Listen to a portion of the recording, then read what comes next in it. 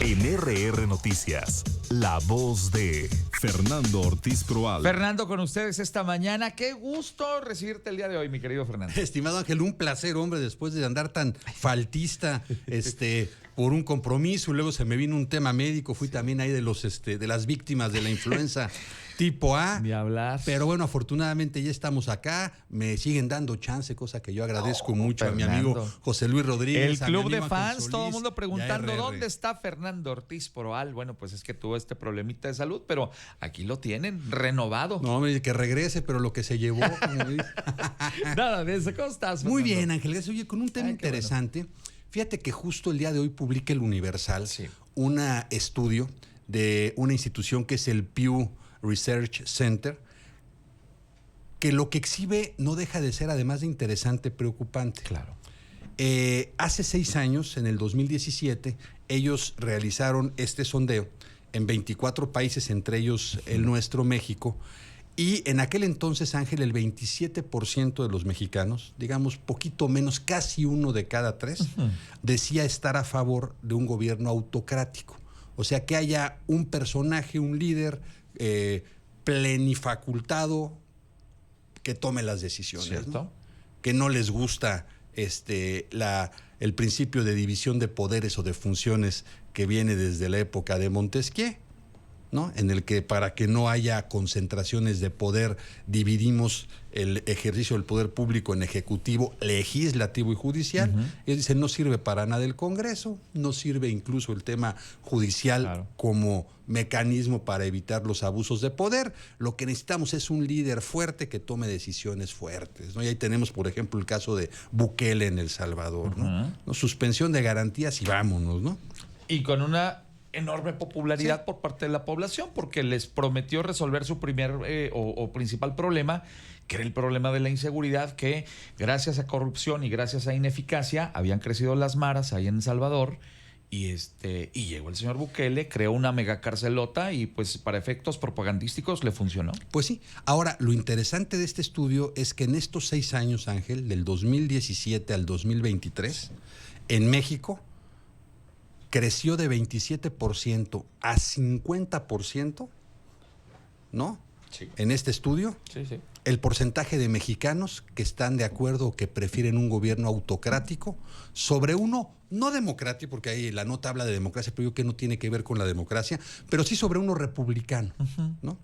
Y al Sí, final donde haya una división de poderes, como bien muy atinadamente lo has establecido. Y en estos 6 años, Ángel, que prácticamente se dobla el número de personas que ya no creen en el sistema republicano en nuestro país, la gran pregunta es ¿por qué?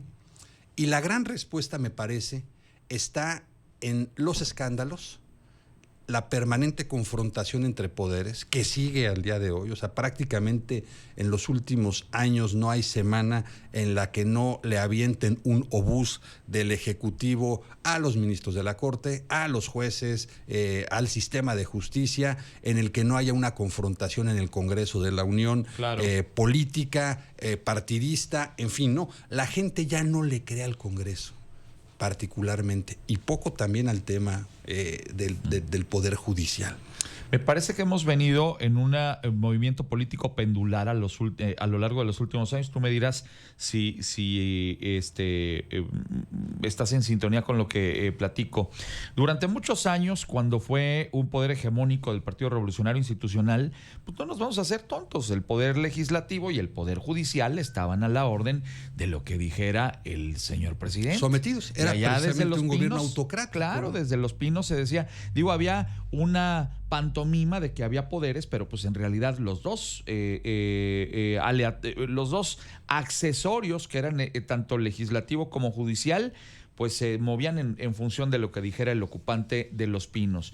Luego hubo pues un movimiento democrático que hizo que llegaran otros partidos, otros colores y otras voces al Congreso. El cambio en 97, ¿no? Así Cuando el PRI es. pierde la famosa mayoría calificada Efectivamente. y entonces empieza a desarrollarse un verdadero parlamentarismo en nuestro país, ¿no? Bien interesante, porque ahí vimos muchas cosas que contribuyeron a crear ese México moderno del que hemos visto pues algunas pinceladas, ¿no? El problema, Ángel, es la percepción, porque yo coincido contigo, creo que a partir de 97 se emancipa el Congreso de la Unión, incluso la reforma judicial de Zedillo También, en el 94 coincide. la reforma de Zedillo por ahí. Logramos intentar un sistema republicano sano, ¿no? Claro. El problema es que si bien quienes damos seguimiento al trabajo congresional, y yo lo hice muchos años académica y profesionalmente, y me quedé con ese gusanito, de repente reviso la Gaceta Parlamentaria, me gusta ver qué temas hay, uno se da cuenta que sí hay trabajo legislativo,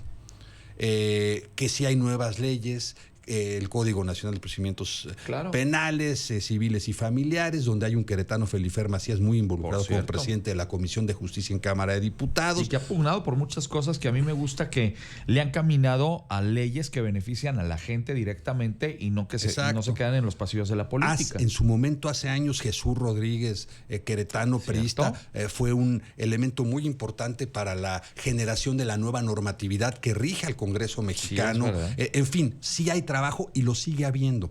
El problema es que los ciudadanos no lo ven, Ángel. Y no lo ven porque es de tal nivel y de tal atracción el permanente conflicto entre los legisladores por cuestiones político-partidistas que queda totalmente escondido el trabajo legislativo, y entonces para el ciudadano el Congreso no sirve y no funciona, cosa que es muy delicada, porque el día de mañana que haya un candidato o candidata con un discurso abiertamente autocrático, va a ganar las elecciones, porque es lo que la gente quiere.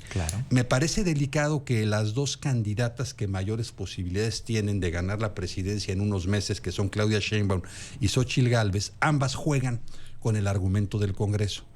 Claudia Sheinbaum, como partido en el gobierno y con actual mayoría relativa en las cámaras, pide el apoyo para lograr una mayoría calificada y consumar lo que ella estima las reformas necesarias para la transformación que ella encabeza o pretende encabezar, ¿no? De la 4T. Exacto. Ella, ¿no? Y por otro lado, Xóchitl Gálvez, exactamente con el mismo argumento, pero en sentido contrario. No permitamos que tengan esa mayoría porque van a atropellar a una parte de la sociedad mexicana que no están escuchando, y entonces generemos un ambiente de debate y democrático y republicano en el Congreso. Está bien.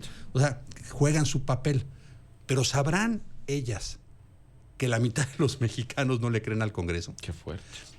Porque entonces su mensaje va a encontrar oídos sordos en 1 de cada 2 electores. Sí.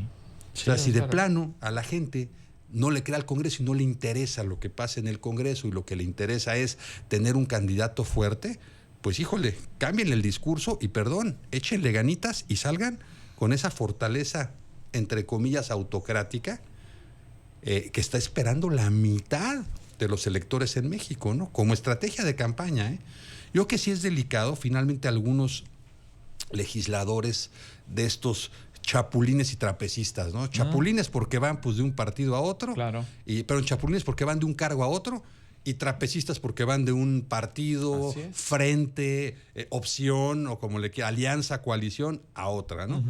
¿Qué han logrado? Que la gente le pierda la confianza al Poder Legislativo como uno de los pilares del sistema republicano en este país. Y la mitad, Ángel. Déjame abonar también en ese sentido, Fernando. La verdad es que esta diatriba que tiene el titular del Ejecutivo con el Poder Judicial, donde un día sí y el que sigue también pues les tira candela, pues sí permea en un sector de la población, también, genera una percepción en el sentido de que el Poder Judicial pues solo beneficia a la mafia del poder, son unos cuantos que pues tienen unos sueldazos que además también pues no se ayudan. No se ayudan a sí mismos porque también tienen sus detallitos y sus cositas, y el tema es que sí se genera una percepción de que hay un Poder Judicial que está amañado y en conflicto para ayudar a ciertos grupos o ciertas mafias de poder, como las ha mencionado el presidente, y que hay que renovar ese Poder Judicial haciéndolo desde las urnas, ¿no? Y entonces permea ahí un discurso. Y del otro lado, lo que tú dices, pues un Poder Legislativo que a final de cuentas pues es un grupo de personas que se están peleando constantemente y que además como concepto, y los mismos, Ángel, tienen agandallado al Congreso mexicano, ¿no? También es verdad. Un cuerpo que tendría que ser representantes de la ciudadanía, de la diversidad que hay en este país y que por salud institucional debería renovarse. Con todas estas medidas de la reelección y todo, lo único que hicimos fue enquistar unos pequeños grupos, mafias o como le quieras llamar, políticas, Sí. que difícilmente lo van a soltar. Y a las que cada día les importa menos lo legislativo y mucho más lo político. Sí. Lamentable, porque en un mundo dinámico tan cambiante como el de hoy, necesitamos leyes más modernas, necesitamos ajustar nuestro marco normativo de manera más ágil y no lo estamos logrando. Y peor tantito, Fernando, porque cuando volteamos a ver las listas de pluris de todos los partidos, están los cuates, los parientes y los compadres. Sí, los mismos Qué con los barbaridad. mismos, ¿no?